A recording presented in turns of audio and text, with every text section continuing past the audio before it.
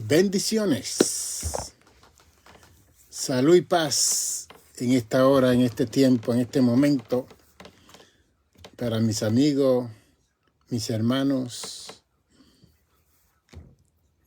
y todos aquellos hermanas que sintonizan esta publicación de apologética del Evangelio de nuestro Señor Jesucristo, con su pastor y doctor Nicanor González, saliendo en este momento para seguir confortando, enseñando, educando la palabra de Dios y a la misma vez poder ser un portador de buenas nuevas y de salud para el cuerpo, para el alma y para el espíritu, para el intelecto, para la razón, para la comprensión, para el entendimiento de las cosas existenciales en nuestra vida existencial.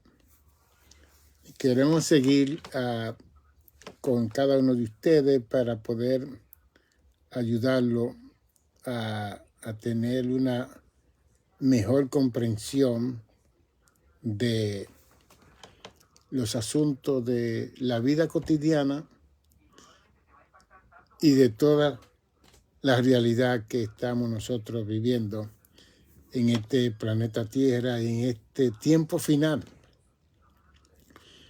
Porque de acuerdo a todo lo que estamos viendo, estamos en estos tiempos finales. Siempre se ha dicho que estamos en los tiempos finales. Aún 2000 años atrás, toda la iglesia primitiva creía que estaban en los tiempos finales. 2000 años atrás, el apóstol Pablo creía que la eminencia venida de Cristo era para el primer siglo.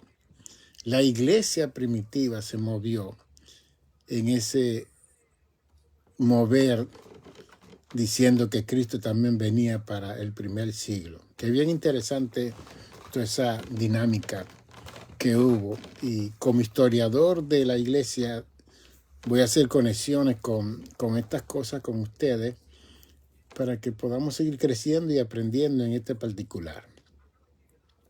Estoy como historiador delante de ustedes, estoy como un apologista del Evangelio delante de ustedes, estoy como un maestro delante de ustedes, estoy como un teólogo delante de ustedes, estoy como un psicólogo, porque tengo los títulos doctorales para decir que puedo decir eso que tengo. Y puedo decir también que conozco bastante la sociología y he estudiado bastante la filosofía.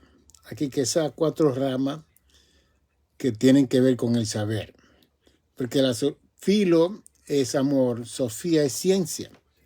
Entonces, cada persona que estudia, que lee, que va a los seminarios, a universidades, automáticamente se convierten en filósofos, porque comienzan a amar el saber. Entonces, filo es amor y sofía es ciencia. Entonces, filosofía es amor a la ciencia, amor al saber, amor a la comprensión, al entendimiento de las cosas. Y entonces, cada persona que adquiere esos conocimientos del saber se puede llamar filósofo en una escala menor, porque entonces hay títulos de filosofía en las universidades doctorales por igual, que esta clase de personas se especializan. Es como los psiquiatras de niños. Los psiquiatras de niños son personas que se especializan para tratar todo lo que tiene que ver con el desarrollo de un niño, su edad temprana y todas las enfermedades que puede tener y los traumas que puede adquirir un niño en su edad temprana. ¿Ven? Y entonces esas especializaciones cubre mayormente ese grupo de personas que van a entrar en esas crisis de problemas.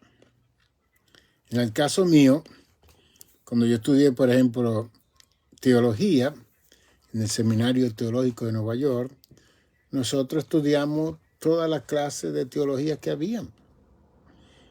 Hasta estudiamos una teología que se llamaba la muerte de Dios, una cosa increíble, ¿no? Hay una teología que habla de the death of God, la muerte de Dios.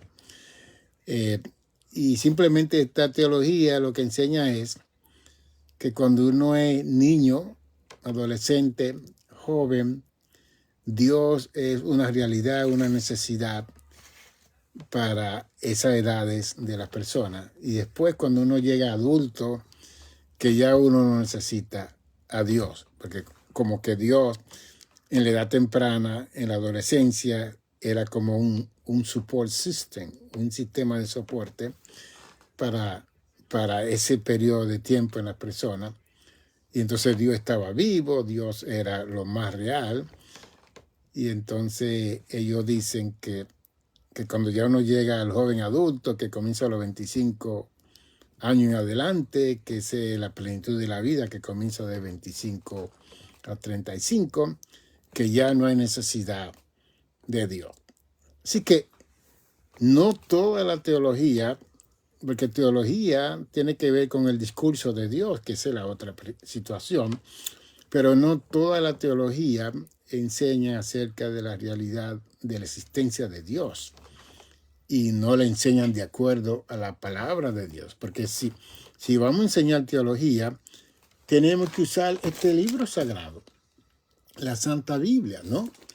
Pero si no usamos ese libro sagrado, ¿qué vamos a enseñar acerca de la teología si es el discurso de Dios? Así que el ser humano está viviendo en un estado de contradicción, pero de escala mayor.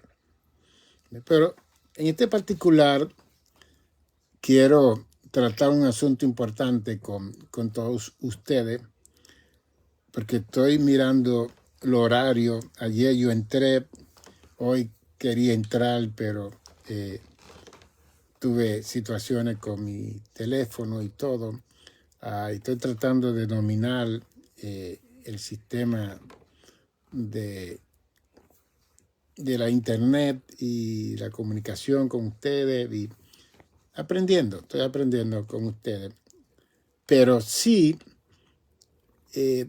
estamos hablando de una apología, una defensa del Evangelio de Jesucristo.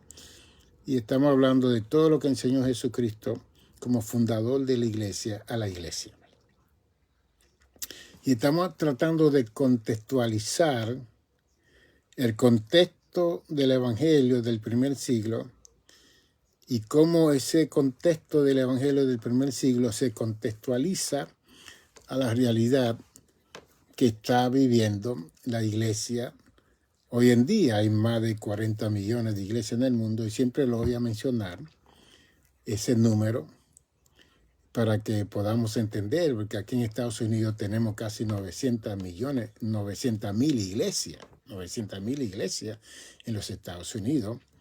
Así que cada país tiene miles y cientos de miles de iglesias y millones de iglesias. Y entonces he estado tratando de enseñar acerca del trabajo que hace el 1.500.000 pastores que hay aquí en los Estados Unidos, por ejemplo, para 330 millones de seres humanos aquí en los Estados Unidos, que tiene 3.000 millas de distancia Estados Unidos. Rusia tiene 9.000 millas de tierra, así que Estados Unidos cabe 3 veces en Rusia, de tan grande que este país y el más frío. Pero lo que estamos tratando de ayudar, y hoy vengo no solamente como un maestro, como un teólogo, vengo como un psicoterapeuta. Porque aparte de enseñar teología, quiero que Dios me use para sanar a muchas personas que están enfermas. y es como una terapia grupal. Usted no tiene que pagar nada. Si me ve en persona, tiene que pagar. Si viene a mi oficina, tiene que pagar su sesión de terapeuta, porque soy psicoterapeuta licenciado del estado de Nueva York por muchos años. Y por más de 40 años he estado viendo pacientes a nivel profesional, con mi título de verdad. La licencia mía en Albany, aquí en la capital de Nueva York, es 004006. 004006. Esa es mi licencia que recibí muchos años atrás, después de ver 9.600 horas clínicas de paciente. Me fue otorgada mi licencia permanente para seguir viendo pacientes en todos los niveles, porque lo estudiamos la psicología en todos los niveles. Entonces, cuando estudié psicología y teología, yo estuve en los programas donde se estudió todas las escuelas. En el New York Theological Seminar, nosotros estudiamos toda la teología que estaban en el mundo, cada una de ellas. Cuando estaba en el Instituto Graduado de Salud Mental, Blanton Teo Counseling Center, en la 29 y Quinta Avenida, que ahí también estaba el seminario, estaban usando el mismo edificio. También nosotros estudiamos todas las escuelas de psicología desde el 1875, cuando comenzó este programa psicológico en Hungría y todos estos países de Europa.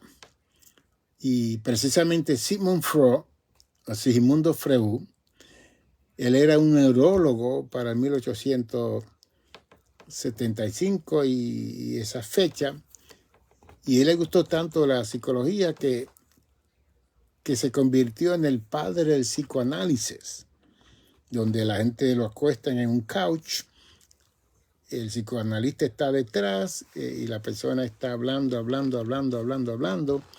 y el terapeuta escuchando, y después teniendo que pagar $500 por 45 minutos. Sí, ok. Nosotros estudiamos todas esas escuelas, la escuela Sigmund Freud, de Carl Jung, de Piaget, de todos esos grandes psicólogos de 1800, 1900, y entonces tenemos toda esa capacidad de entender qué enseñaba cada una de esas escuelas. En este particular, la terapia grupal que me ha inquietado desde esta tarde tratar con ustedes es, en inglés se dice, el guilt trip religioso que se le ha dado a la Iglesia de Jesucristo en el mundo entero. ¿Qué quiero decir yo? Pues, bueno, the guilt trip religioso. Y recuérdense que le está hablando un profesional. No es que yo he escrito ya 11 libros y hay otro libro que tengo en la computadora de 405 páginas que va pronto para Amazon, pero necesito el dinero para hacer eso, que hay que mandar como $11,000, $12,000 para escribir estos libros. Y está bien, Dios va a proveer todas esas cosas. Aunque ya no estoy trabajando en el ministerio, en una iglesia con un salario, pero sí Dios ha sido misericordioso y ha provisto y seguirá proveyendo por muchos medios. Pero lo que quiero decir a ustedes es que ayer yo le presenté que hay 5 formas de nosotros servirle a Dios y amar a Dios. Y la primera fórmula es que Dios tiene que ser el primero en la vida de cada persona que dice que sirve a Dios. Segundo, tiene que ser la misma persona que dice que ama y sirve a Dios.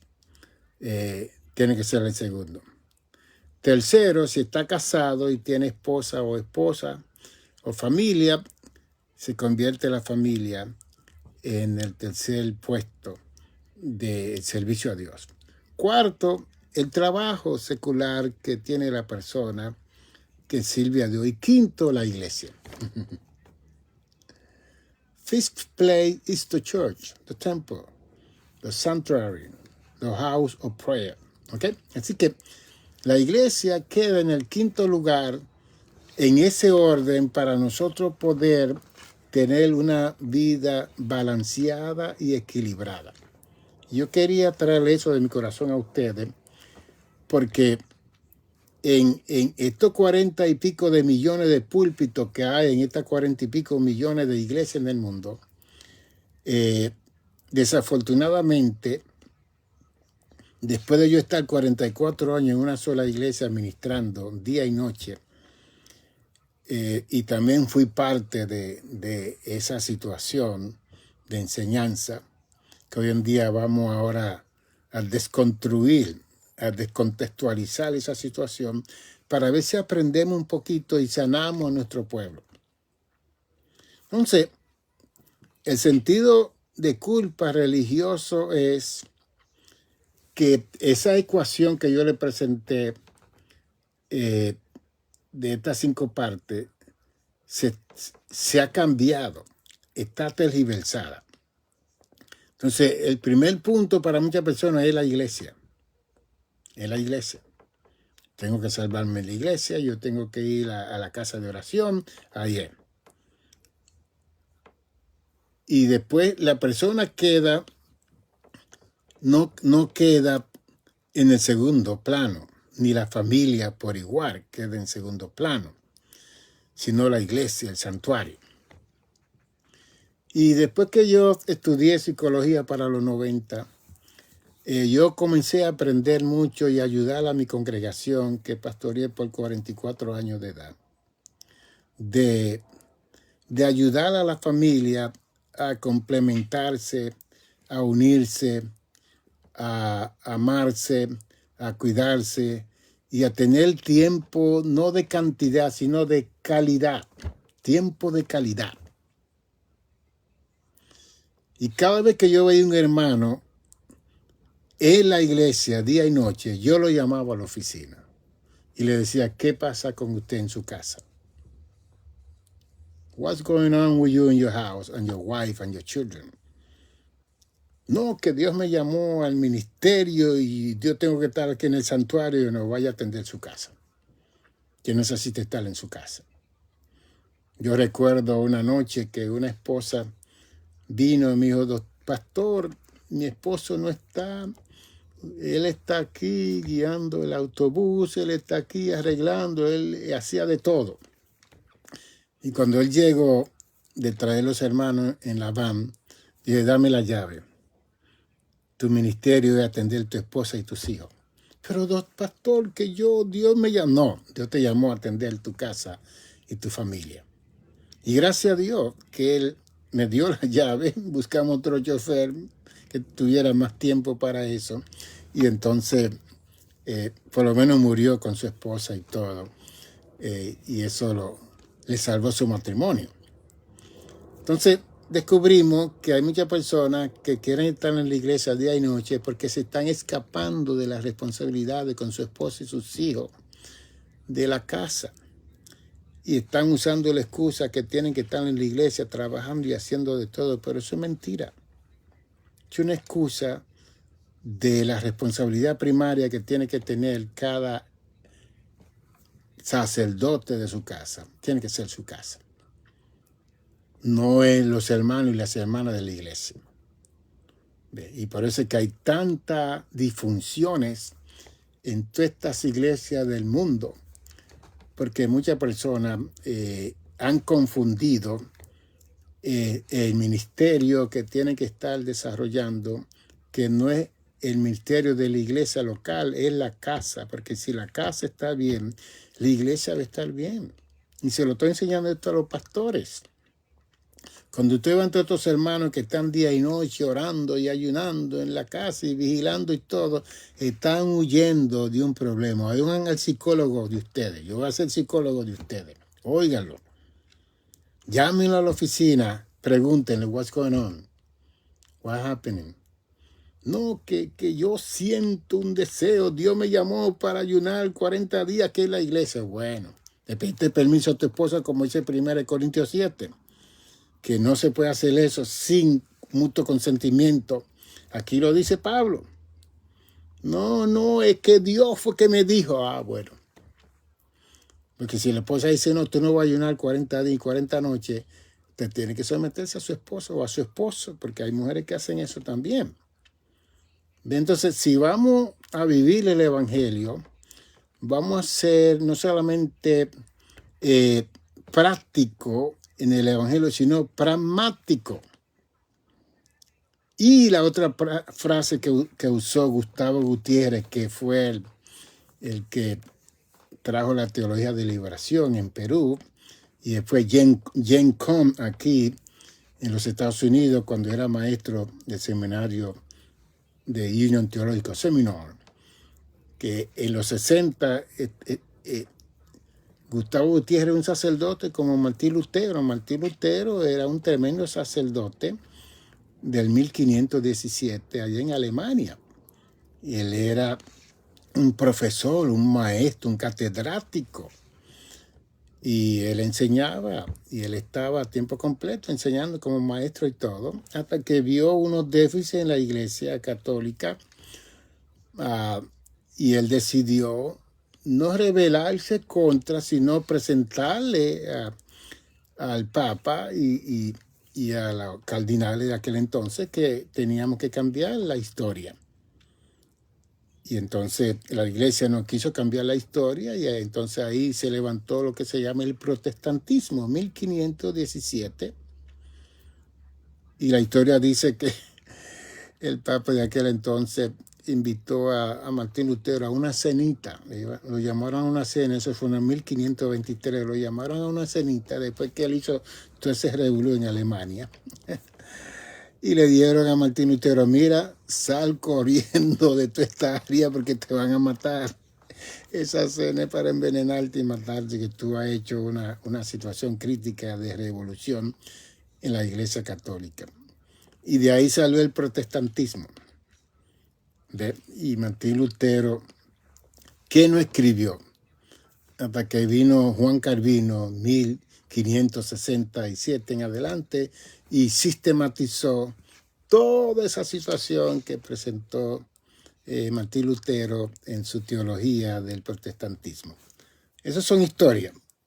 Como historiador de universidad, de colegio que he enseñado y sigo enseñando, pues tengo eso en mi mente, en mi corazón, no tengo bosquejos aquí yo se lo estoy diciendo. Entonces puedes verificar eso con los libros y con todas las informaciones. Entonces, el sentido religioso de culpabilidad para los miembros de la iglesia y para los pastores, que yo también entré en esa situación. Hay que salvar al mundo. Ay. Hay que salvar al mundo. Esa es la enseñanza de la iglesia. Bien. Mateo 28, 19 y 20. Y haced discípulos a todas las naciones, bautizándolo en el nombre del Padre, del Hijo y del Espíritu Santo. Y el verso 20, enseñándole todas estas cosas, y yo estaré con vosotros todos los días hasta el fin del mundo. Ok. Estamos hablando de la iglesia. No estamos hablando de una persona o de una familia o de un grupo. Estamos hablando de la iglesia que Cristo levantó en el primer siglo. Y que Cristo se encargó de salvar al mundo a través del sacrificio del Cordero de Dios en la cruz del Calvario. Ese fue el trabajo de Jesucristo, salvar, reconciliar al mundo con Dios. Ya Cristo hizo ese trabajo. Y espero que usted entienda lo que estoy diciendo. Ve. Y que la responsabilidad de la iglesia es predicar donde quiera que esté la iglesia del Señor Jesucristo acerca de Jesucristo, el Salvador del mundo. Sin dejar la responsabilidad de su casa, de su esposa, de su esposo, de sus hijos, de su trabajo. Dividiendo en un presupuesto de tiempo, de economía, de finanza, y que usted tenga paz en su corazón, haciendo todo lo que usted está supuesto a hacer. Desafortunadamente, eso no es lo que ha hecho la iglesia. Quizá algunos digan, si nosotros seguimos la enseñanza del doctor González, el mundo no se va a salvar. No, el mundo se va a salvar. ¿Usted sabe por qué el mundo se va a salvar? Porque este mundo no es mío, este mundo es de Dios. Este mundo no es de la iglesia, este mundo es de Dios. Y Dios es el que va a salvar a su mundo en la forma de Dios. Porque de otra forma, ¿por qué Dios instituyó la familia? ¿Qué hizo Dios con Adán y Eva? Lo casó en el huerto del Edén. Adán y Eva, Dios lo casó y les dijo en el verso 26-27 de Génesis 1, fructificad, multiplicaos. Entonces, Dios es el que instituye la vida matrimonial a la obra maestra de Dios que somos nosotros los seres humanos. Es Dios que instituye. Es Dios, no es la sociedad, no el sistema de gobierno. Fue Dios que instituyó el matrimonio, la familia. Entonces, si Dios nos dijo que nos casemos, si nos casamos es porque vamos a estar casados con nuestras esposas, nuestros esposos. Y si tenemos hijos e hijas, tenemos que sacar también el tiempo, tenemos que ser mayordomo para atender a esos muchachos, que eso es lo que no está sucediendo. Cuando yo estaba estudiando el doctorado en ministerio en el New York Theological Seminar y escribiendo la tesis doctoral para recibir la toga doctoral de ese estudio, en ese seminario yo tuve que establecer un comité de base. Yo tenía 10 hermanos de la iglesia que se reunían periódicamente conmigo para que me dieran idea cómo yo iba a escribir mi tesis doctoral y a la misma vez ellos tenían que testificar cómo estaban cambiando con mi enseñanza de lo que yo estaba aprendiendo en el seminario. Y me gustó mucho esa clase de tesis porque en la tesis se establece los cambios que recibía la gente a quien yo estaba ministrando. En aquel entonces yo era presbítero de 36 iglesias aquí en el Bronx. Antes estudiaba en esa capacidad doctoral en el seminario. ¿Ve? Y también cuando estudié el segundo doctorado en psicología, en Blanton Pio Counseling Center, también era presbítero también. Entonces tenía estas 36 iglesias que supervisaba y siempre estaba preparando programas para el ministerio, para ayudar a los pastores en este particular. Ok. Mientras escribía mi tesis doctoral, tenía que estar mirando qué estaba sucediendo en mi congregación. Y Dios me entrega un templo de 3 pisos que caben 600 personas, 700 personas. Y después yo sigo tratando, enseñando, y comencé a regular los servicios. Porque teníamos servicios los martes, los jueves, los viernes y los domingos. Entonces, durante la semana, esos servicios se extendían hasta las 9:30, las 10.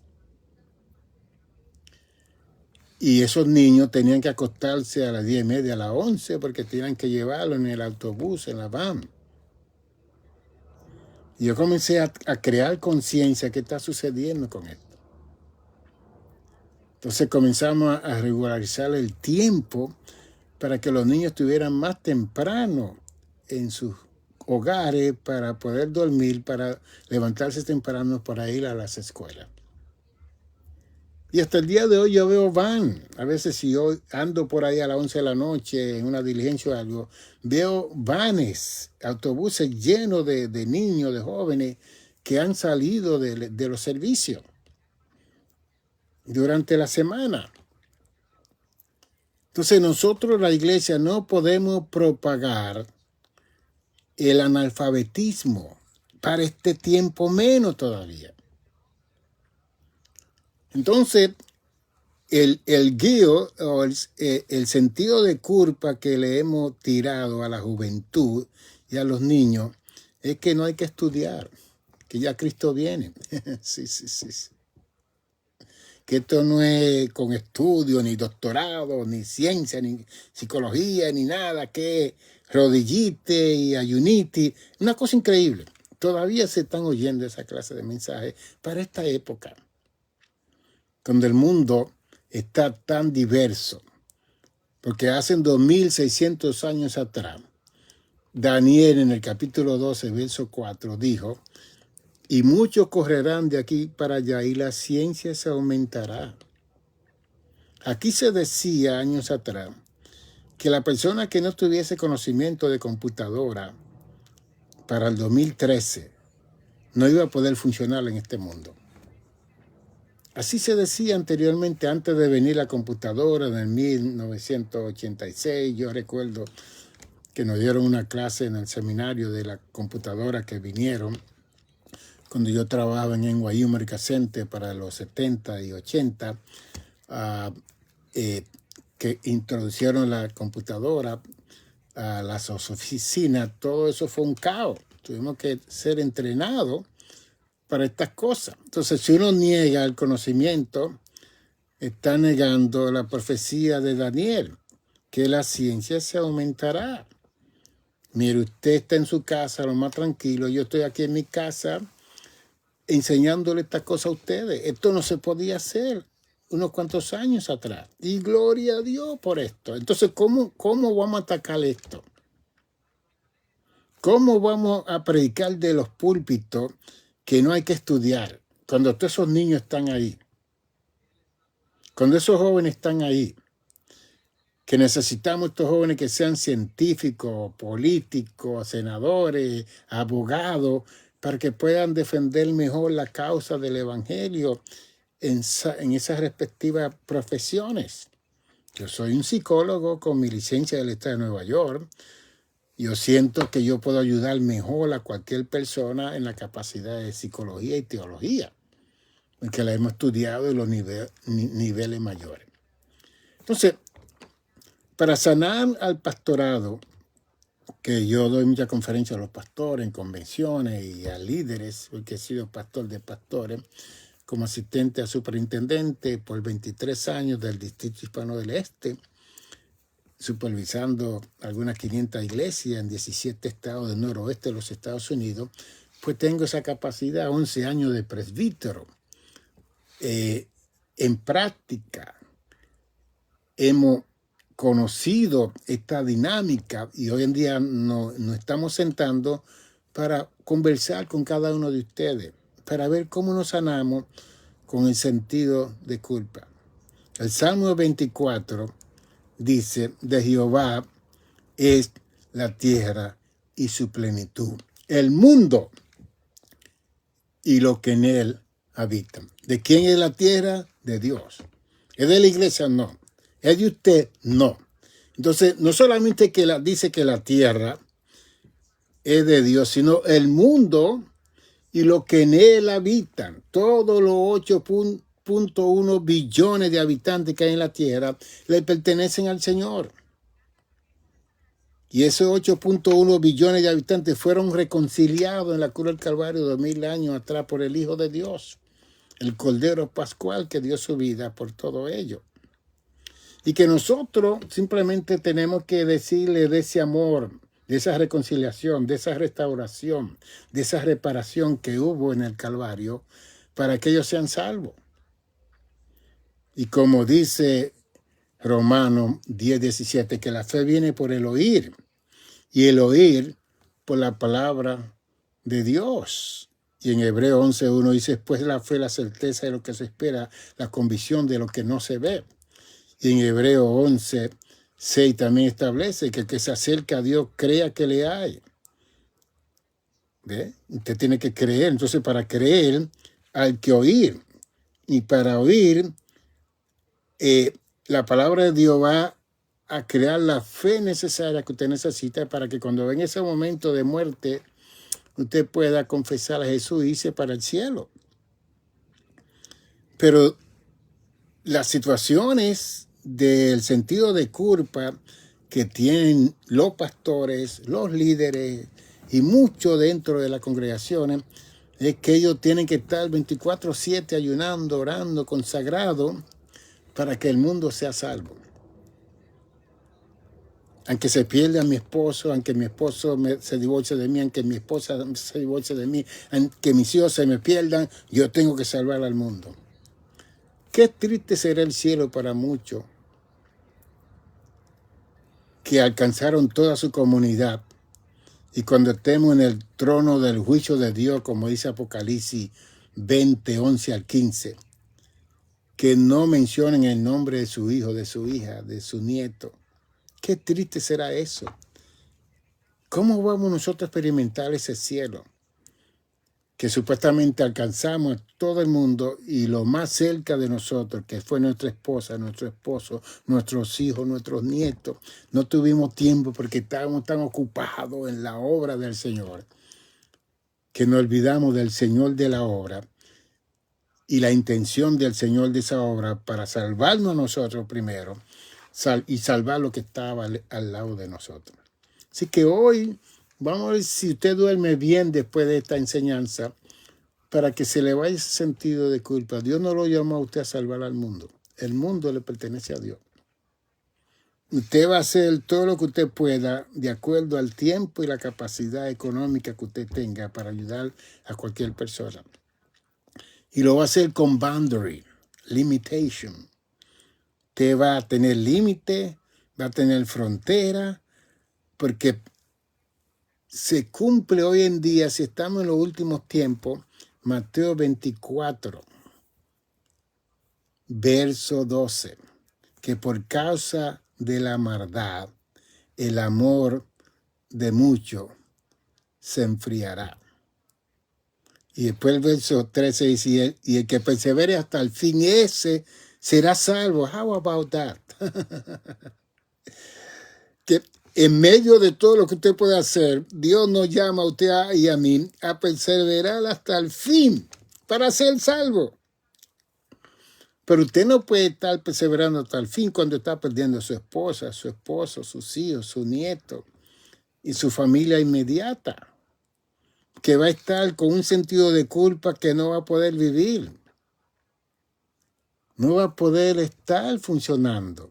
No va a poder orar y concentrarse. Entonces, si Dios es primero en mi vida, Dios me va a dirigir para yo tener una economía adecuada de tiempo, de dinero, para yo alcanzarme a mí mismo primero. Y si tengo mi esposa o mi esposo, entonces yo seguir trabajando con mi esposo y mi esposa para yo seguir alcanzando a esa familia. Si tengo hijo o hija, yo sacar tiempo para. ¿Cómo eliminar ese sentido de culpa en nosotros, creyendo que tenemos que estar los 7 días dentro? Yo no voy a decir del templo, porque nosotros somos el templo. Nosotros somos el templo de Dios. El templo de Dios no es la casa de oración. Precisamente las 4 paredes que se llama casa de Dios es la casa de oración.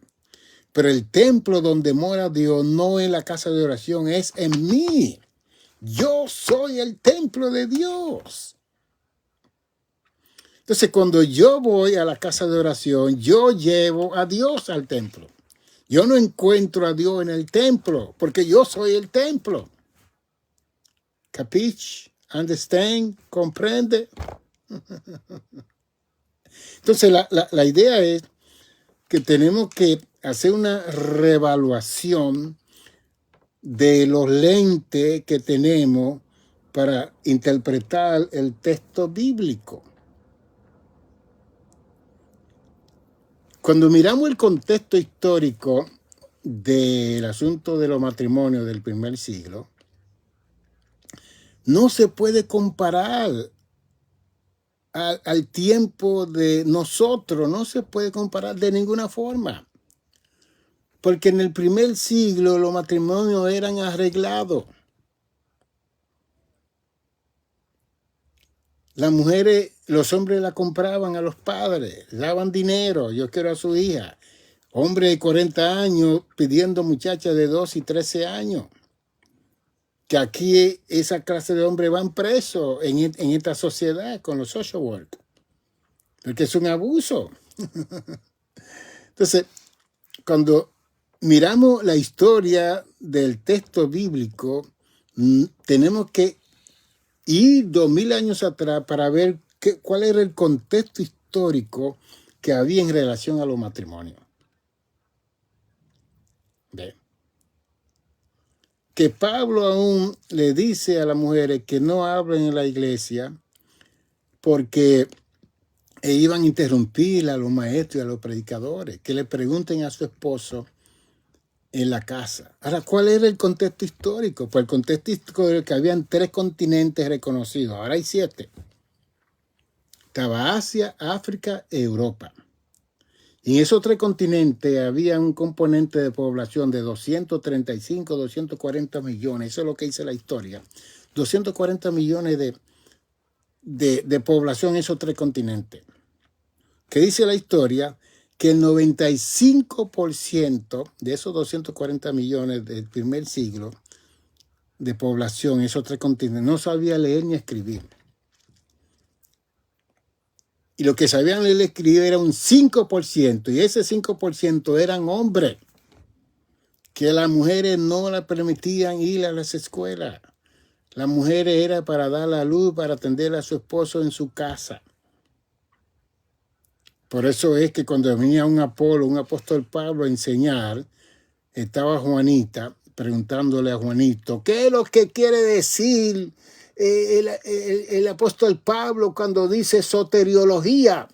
Entonces estaba voceando la hermana y Pablo está diciendo que no haga eso en el Señor. Entonces no eran templos, porque eran casas de oración también, porque la gente creía, no, ellos comenzaron a estar en las casas, eran casas culto. Esa es la historia, esa es la realidad. Hoy en día nosotros, entonces estaban divididos.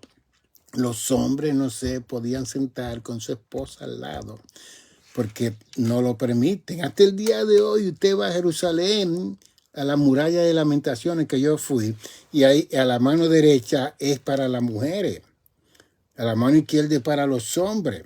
Las mujeres no pueden pasar al lado de los hombres, hasta el día de hoy en el judaísmo. Y eso es algo que se ve hoy en día por televisión y todo. Igualmente en los templos hoy en día. Están los asirios, esa gente bien súper legalista más que Moisés. Ellos tienen las mujeres divididas. Tienen peluca. Las mujeres no pueden peinarse ni ir a los lugares de salones porque es una tentación para los hombres. Los asirios y esta clase de judíos, todavía ellos siguen con esas leyes.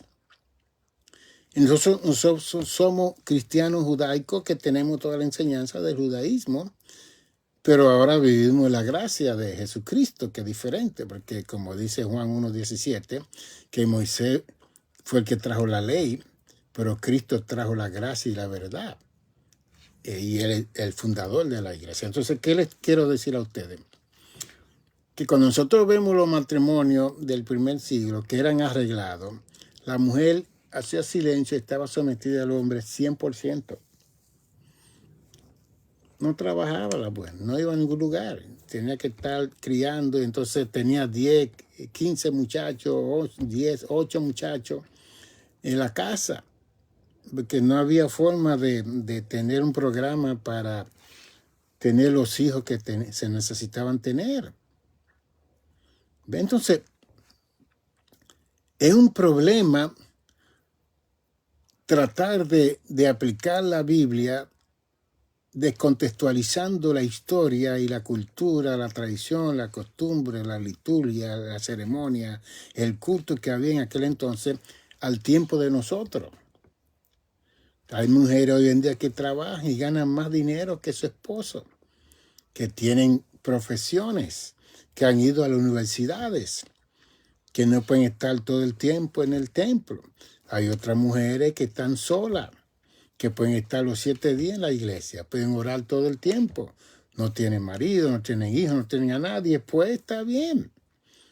Pero esa clase de mujeres no pueden aplicarle esa clase de vida a las mujeres que tienen que atender a su esposo y sus hijos y sus nietos que están en sus casas.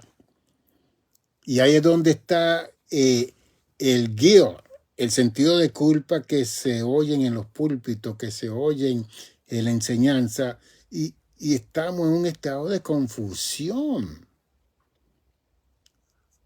y de sentirse culpable porque yo no soy como fulanita que está más consagrada. Este asunto no es de estar consagrado.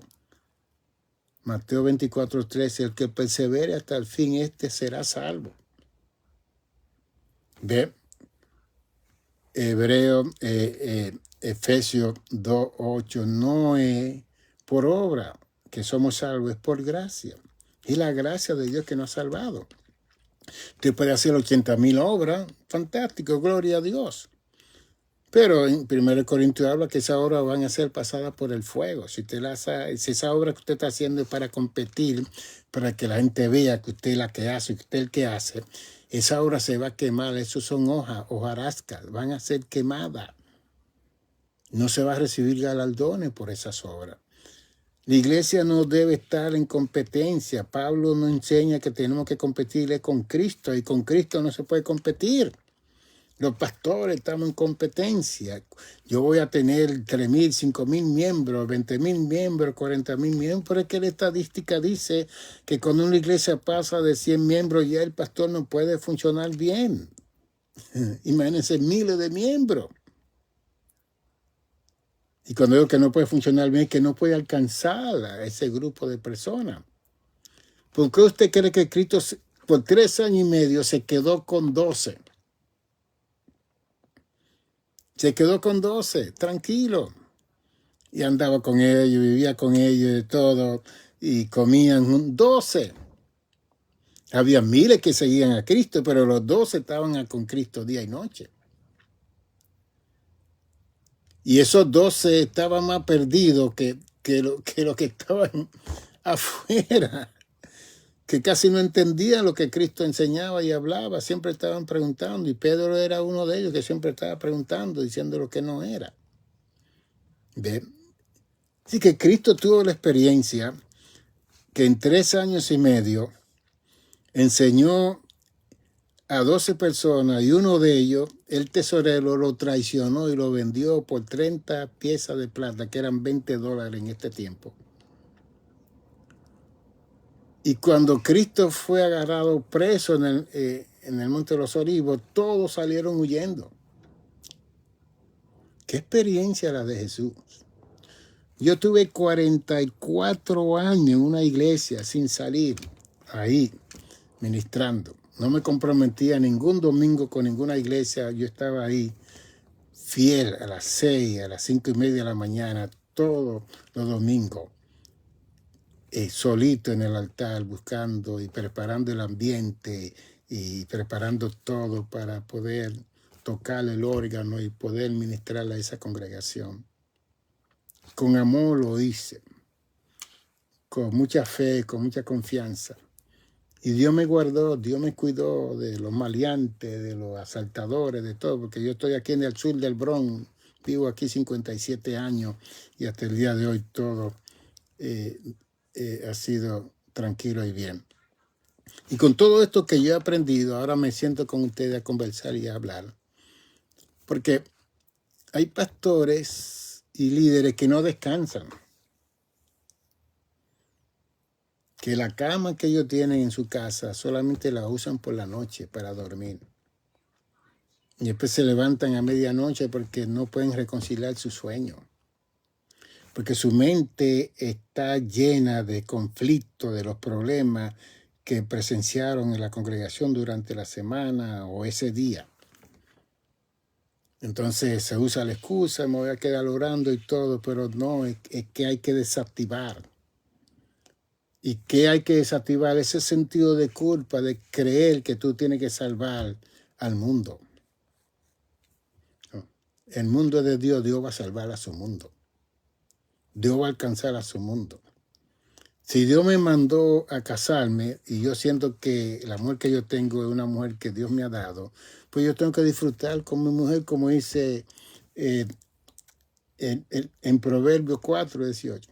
Disfruta con la mujer de tu juventud. A mí hay muchos versos en Cantar de los Cantares, hay en toda esa área de Nuevo Testamento, de estar feliz con la mujer que tiene, con el hombre que tiene, con los hijos que tiene.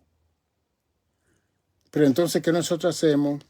Nos vamos al templo, en las 4 paredes de la iglesia, y queremos tener todos los trabajos. Somos como el arroz y la habichuela. Estamos en todas las cosas, en todas las reuniones, en todo lo que se hace. Y los hijos mirándonos a nosotros. El esposo mirando, o la esposa, como uno dice, las mujeres que se envuelven muchas veces. O el hombre también. Entonces, ¿cómo establecer una economía de tiempo y comenzar a eliminar ese sentido de culpa de que yo tengo que hacerlo todo? Porque ¿cómo es posible que hayan 100 personas en una congregación y 2 o 3 personas tengan todos los trabajos de la iglesia? Por favor, por favor. Entonces hay que establecer una clase de liderazgo para crear líderes,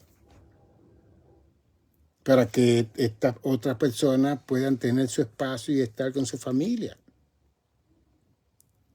Hay líderes que están en las congregaciones que no toman vacaciones porque creen que eso es pecado. Irse a acostar a una playa, a un resort y relajarse, que eso es pecado, que las almas se están perdiendo. No, el que se va a perder es usted. Y su familia también es que se va a perder. Lee el Evangelio de Mateo, Marcos, Lucas y Juan para que usted vea las veces que Cristo se escondía de los discípulos. ¿Y dónde estaba Cristo? En un monte, reposando. Cristo le dijo a los discípulos, vamos a pasar la Gadarena, que esa era la parte del mar de Galilea. Yo estuve en esa área y yo cogí ese barco. Y Cristo se fue a la popa del barco y se durmió. Porque él dijo que iban a pasar al otro lado y ese era un viaje. Y hoy en día, como hay motor y eso, es un viaje de 40 minutos y muy lindo ese mar de Galilea. Pero en aquel entonces era con vela, eso duraba más tiempo. Y de repente apareció una tremenda brisa y yo pregunté al guía que si era tan pacífico ese mar de Galilea, ¿de dónde apareció esa brisa? Entonces él decía que de la montaña que está alrededor del mar de Galilea, de vez en cuando bajan brisa y alteran las olas. Digo, ok, eso tiene sentido. Cristo estaba dormido. Él sabía que iba a llegar al otro lado, por los discípulos que se sentían culpables, que eran pecadores, sabían que esa tormenta lo iba a matar a ellos. Ellos sabían que esa tormenta iba a destruir el barco y a todo. Cristo no despertó. Ellos despertaron a Cristo, levántate, levántate, perecemos. Qué lindo es Dios. Él no dijo, usted no tienen fe en nada. Él dijo, mar, detente, tormenta, tranquilo. Y todo cesó. Y llegaron al otro lado tranquilo. ¿Ve? Entonces, ¿cómo no imitar a Cristo nosotros, los que trabajamos en la congregación, los que trabajamos en el ministerio, y sacar tiempo para descansar?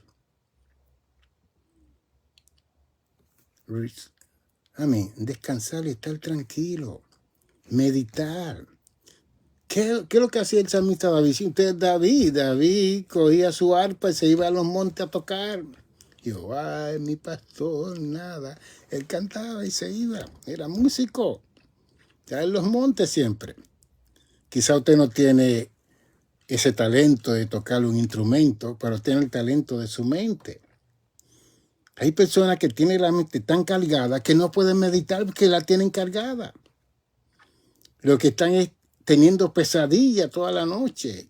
monstruos, diablos, demonios que lo están persiguiendo. Yo me sorprendo de tanta gente que tienen tantos sueños. Usted lo ve hablando que Dios le dio un sueño, que el mundo se va a acabar, que van a matar a Donald Trump, que viene una tormenta, por favor. Todo eso es bíblico, todo eso va a acontecer. Eso no hay ni que profetizarlo ni soñarlo. Persevere hasta el fin para que usted se salve. Y comencemos a limpiar nuestro inconsciente que está cargado de tantas situaciones continuas y constantes.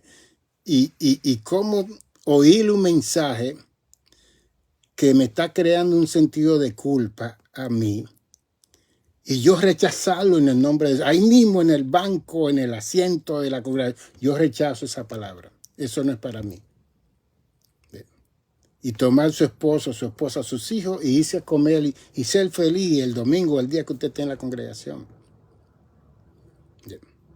Entonces hay personas que están solas, que toman la parte de las congregaciones y ellos no miran el reloj. Porque han espiritualizado tanto la obra del Señor y el mover de Dios, que ellos no miran el reloj. No, Dios está aquí. No. Entonces están forzando adoraciones, forzando alabanza. Cuando la gente no está en ese momento, la gente viene ahí a oír la palabra de Dios para crear la fe. Romanos 10, 17, que la fe viene por el oír y el oír por la palabra de Dios. Usted no oye la palabra de Dios brincando y saltando y tirándose al piso o que lo tiene, usted no va a entender nada. Yo tenía un paciente que él quería ser sano y él fue a uno de esos lugares donde le ponía la mano a la gente y para el piso iban de cabeza. Y él me dijo que él fue y él cayó y todo. ¿Y qué pasó? Bueno, todavía tengo mi problema, doctor, tengo que seguir, eso fue la clínica, tengo que seguir viéndolo a usted porque yo caí todo, pero yo todavía estoy con mi problema. Entonces, ¿quién es que se luce ahí? La persona que pone mano, la persona que, por favor, lo que se ha creado es un sentido de culpa y un show increíble. Por eso hoy en día usted a Benny Hinn, que está hoy en día arrepentido de todas las cosas que él hacía y todo el dinero que él pidió con todas esas situaciones de ministerio y esos 200 millones que él producía en su campaña evangelística. Él ha pedido perdón.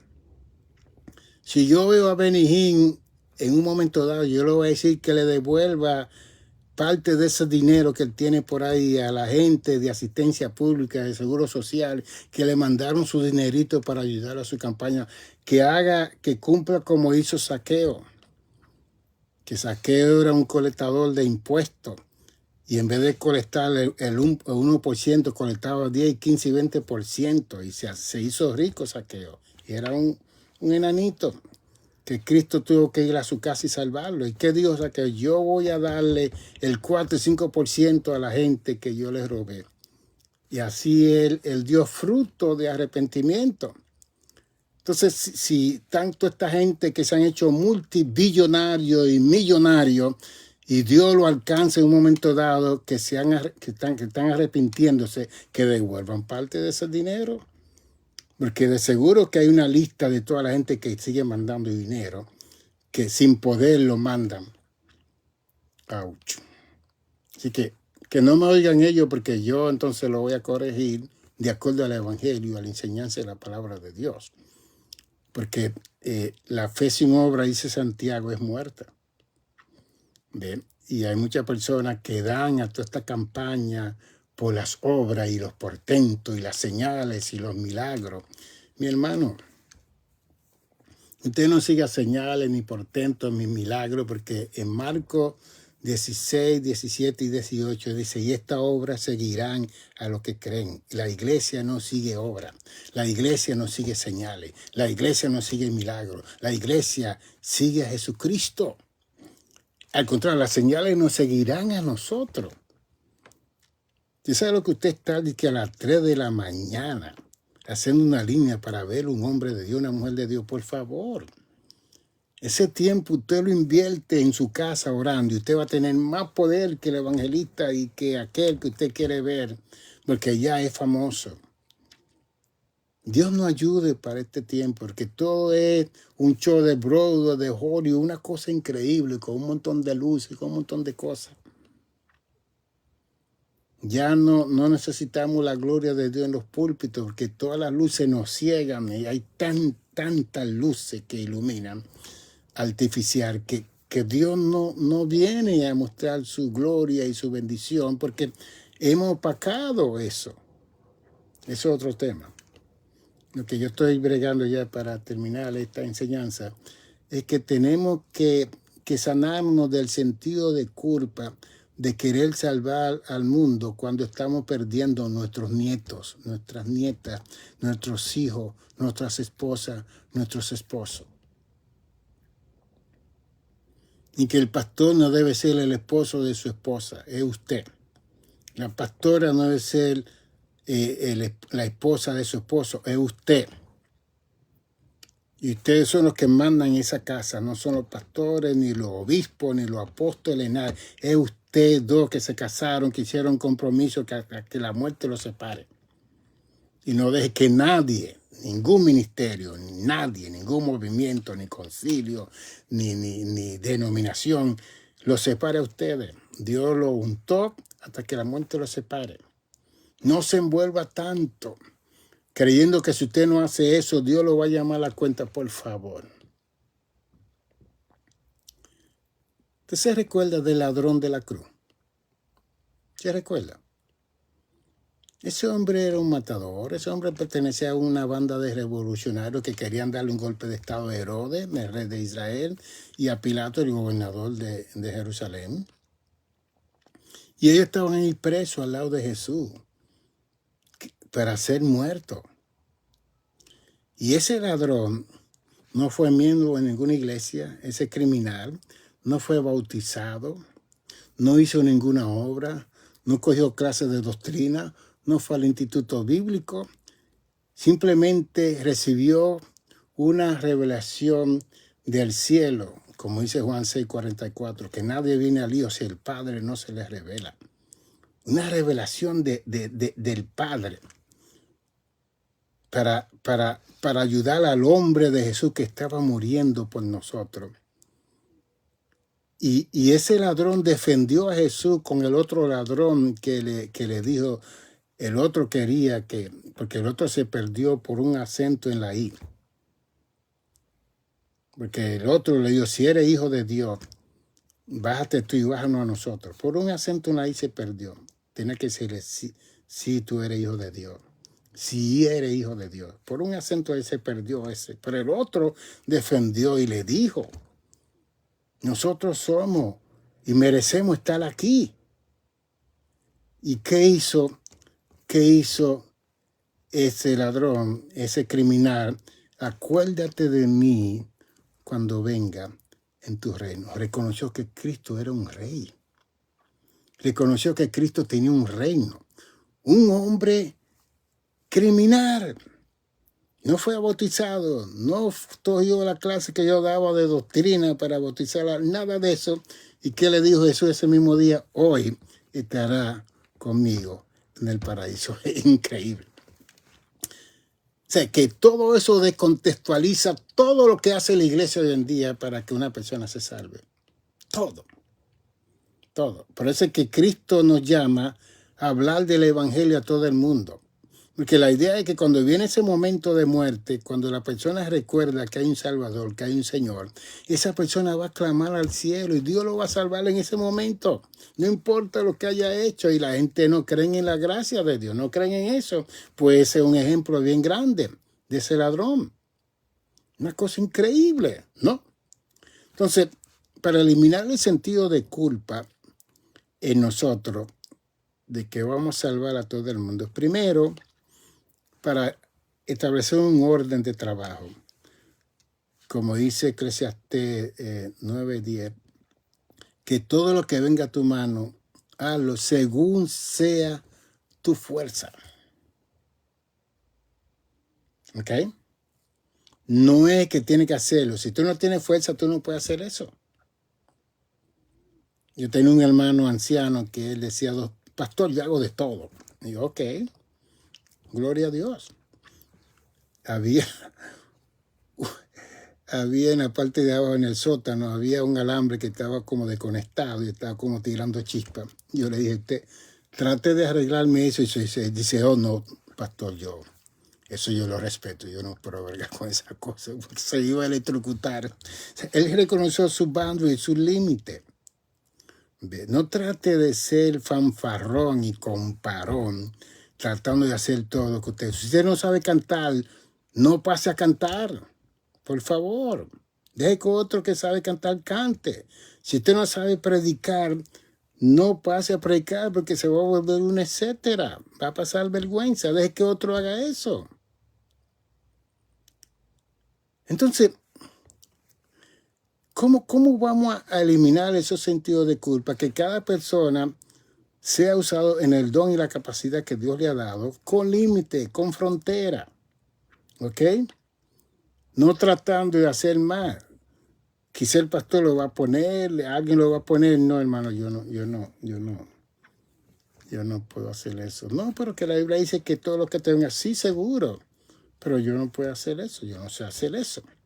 Porque si lo hacen y le sale mal, ustedes que van a criticar, no es al hermano que lo puso a usted, o al pastor, o a quien sea, o al líder que lo puso a usted, es a usted que lo van a criticar.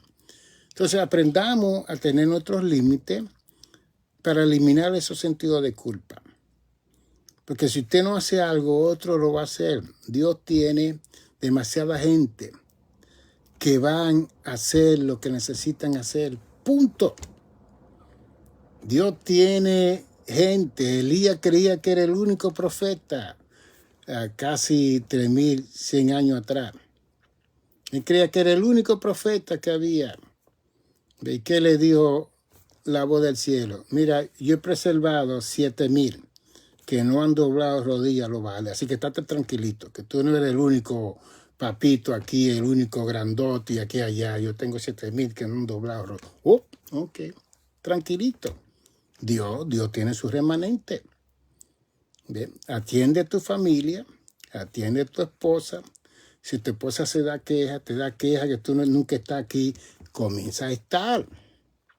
Si los hijos dicen que tú no estás presente, comienza a estar con tus hijos.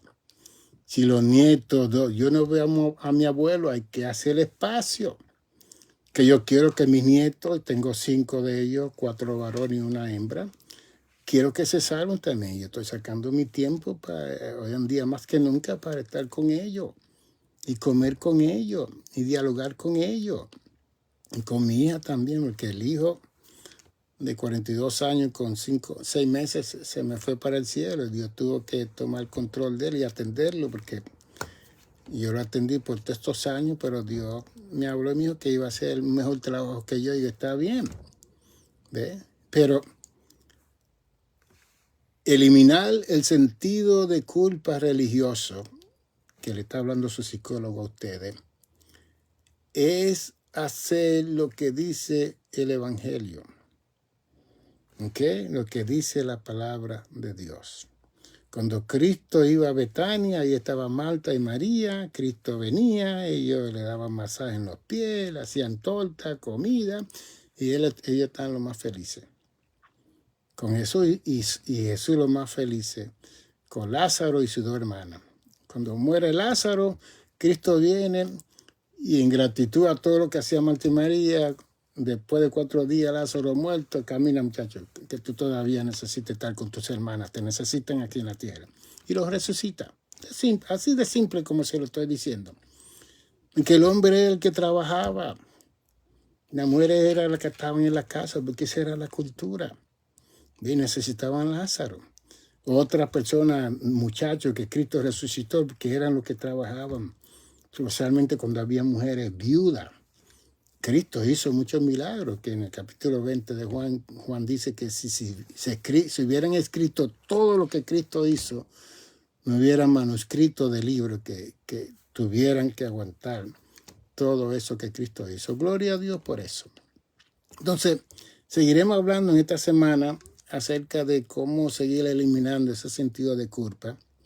Usted hace lo que usted puede hacer y no hacer lo que no debe de hacer. Y aunque lo acusen, que usted no está presente, que usted no viene a esto, que usted no se preocupe de eso. Después que usted esté viniendo delante del cielo, Dios se va a encargar de ayudarlo a usted. Después que usted dé el fruto del Espíritu y dé testimonio de su vida con Dios, olvídese de lo demás. Limítese a tener tantas responsabilidades, porque eso son cosas de adolescente. Yo tuve la experiencia. Yo llegué a un momento que tenía demasiada responsabilidad. Yo era presidente de 20,000 jóvenes y era pastor. Pero cuando entré al pastorado en el 79 y vino el 80, yo le dije al superintendente Adolfo Carrión, yo no voy a correr más con los jóvenes, ya yo soy pastor. Y dejé 20,000 jóvenes para pastorear 15 hermanos. Me criticaron que esa gloria, ¿cómo iba? No, ya yo entré al ministerio, ahora yo voy a orar para que Dios me dé crecimiento y me bendiga en este ministerio. Porque esos son, en inglés se dice stepping stone, son escalones que uno va subiendo. Entonces mientras uno va subiendo, uno va soltando. Cuando entré a estudiar la maestría en divinidad, dejé el instituto bíblico, porque necesitaba ese miércoles para leer 5 y 6 libros semanales, para seguir escribiendo y graduarme. Entonces hay que dejar, soltar y seguir la meta que usted ponga en su vida, en su corazón. Para ser profesional por igual. Si usted se envuelve en la iglesia, en todo lo que usted hace, usted no va a llegar a ningún lugar. Que la iglesia lo va a necesitar siempre. Si usted tiene mucho talento y capacidades, no, que la Biblia dice que el que más tiene, más se le dará. Sí, porque la gente que más tiene es que son gente fieles. Pero aún la gente fieles se queman, burn out, you burn out. Porque la gente fieles son fieles y quieren hacer las cosas bien, pero también Dios lo llama a tener una conciencia, una concientización de otras responsabilidades que son mayores de la obra que usted está haciendo por el reino de Dios. Dios quiere que usted vaya feliz al cielo, con su esposa, no divorciado, no separado, no peleando, no preso, no esto, no aquello. Así que Dios nos ayude. Recuérdese de este libro que está en Amazon. La incomprensión del mal y la santidad de Dios. Mándelo a buscar. ¿Ok? Mándelo a buscar. Te ponga Reverendo Dr. Nicanor González, Amazon Book. Y ahí le va a aparecer. Está en inglés y está en español. Tiene 340 y pico de páginas.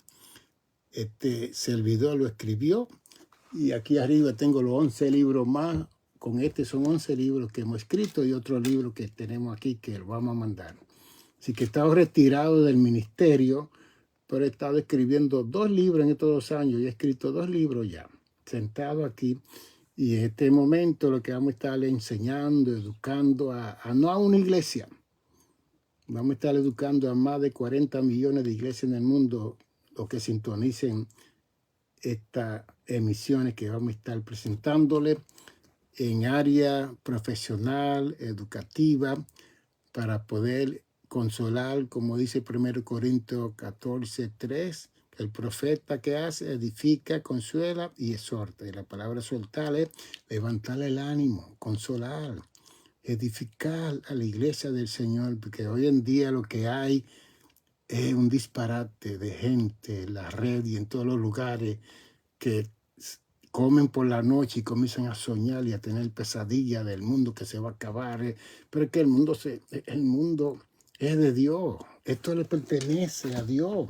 Dios es que va a determinar por su mundo, no el sueño suyo, no es la visión suya, no es lo que usted siente, es lo que dice la palabra de Dios. Ya todo está escrito. Hable lo que dice la palabra de Dios. No lo convierte en un sueño, una visión para hacerse grande, hacerse viral y hacer dinero. Déjese de eso. Hable lo que dice la Biblia y usted verá que usted va a estar bien. Buenas noches, buenos días, buenas tardes. Cuando vea este programa que va a quedar grabado por algunos días, tenemos que pasarlo a YouTube, que los programas que estamos grabando solamente lo están dejando por 30 días. Y gracias a algunos hermanos que me están escribiendo y me están diciendo, doctor, mire, hay que hacer esto y esto. Gloria a Dios. Nos vamos a ayudar como cuerpo para esta cosa buena, guardarla para otras personas que necesitan escuchar estas informaciones. Mi número, si quiera terapia, estamos dando terapia profesional por teléfono, estamos dando terapia por WhatsApp, por Zoom, por Facebook, FaceTime, a gente que está en otros países. 646 755-1290. 646-755-1290. También puede mandar a pedir los libros que tenemos aquí, que todavía no están en Amazon. Queremos mandarlo a buscar. Todos esos libros los queremos editar allá en Amazon para que haya una página entera del Dr. González con todo su escrito. Y tenemos como 100 conferencias de salud mental, de toda clase de situaciones que se presentan en la vida, porque hemos usado toda esa capacidad que Dios nos ha dado y la hemos puesto en grabaciones y la estamos escribiendo continuamente. Dios bendiga a nuestro hermano Gabriel Payano allá de la República Dominicana, que siempre cuando venía por Nueva York siempre iba al Dios viviente. Y ahí está Polinar también. Aleluya, que también era un joven que estaba con nosotros. Qué bueno que verlo ustedes en estas redes y participar, María y Belí, todos los demás que han participado de esta programación. Ustedes son mi amigo y cuando yo salga le va a salir una noticia de que yo estoy pendiente, que estamos buscando la mejor hora y lo que queremos hacer es un podcast para anunciar día y hora cuando yo voy a estar interviniendo. Y vamos a hacer el programa donde ustedes van a hacer preguntas psicológicas, que van a tomar terapia conmigo en forma privada y van a hacer preguntas como yo hago cuando doy conferencias en los diferentes lugares, que la gente me hace preguntas anónimas y le contestamos en una forma teológica, en una forma psicológica. La idea es ayudarnos y estar en paz, ser feliz y regocijarnos y gozarnos de esta tierra que Dios nos ha dado y eliminarle todos esos sentidos de culpa que hay y acuéstese, repose, descanse y cumpla lo que dice el Salmo 4:8. En paz me acostaré y asimismo dormiré, porque solo tú, Jehová, me hace estar confiado en paz. Entonces, para acostarse en paz hay que eliminar el sentido de culpa. Oh, está en Tampa, mi hermano Polinar. Dios te bendiga. Tampa es un lugar muy precioso. Hemos estado por allá ministrando en algunas iglesias. Dios le bendiga. Nos veremos en otro momento. Shalom. Amén. No, I quit. El 7 de mayo de 2023 yo dejé el pastorado por una condición que tuvo mi corazón y también la situación que pasé con mi hijo. Todo eso se aumentó en mi vida y he estado atendiendo mi corazón con Dios, con los doctores, yendo al Montefiore aquí en el hospital del Bronx. Y hemos estado tranquilos en la casa. Ya hay otro pastor en el Templo Pentecostal de Dios Viviente, Pedro Dicen, que fue un obrero que estuvo conmigo 13 años. Y él sacó todos los votos y él es el nuevo pastor. Ya lleva 2 años en el Dios Viviente. Pero estoy ministrando ahora en estas capacidades al mundo entero. Ya no estoy para una sola iglesia, o un solo templo, o un solo edificio. Ahora yo voy a ser del mundo, de todas las personas que quiera aprender y que quiera crecer. Y esas son las cosas que Dios hace. Esas son las cosas misteriosas que Dios hace. Dios le bendiga, Dios le guarde. Nos veremos en otro momento.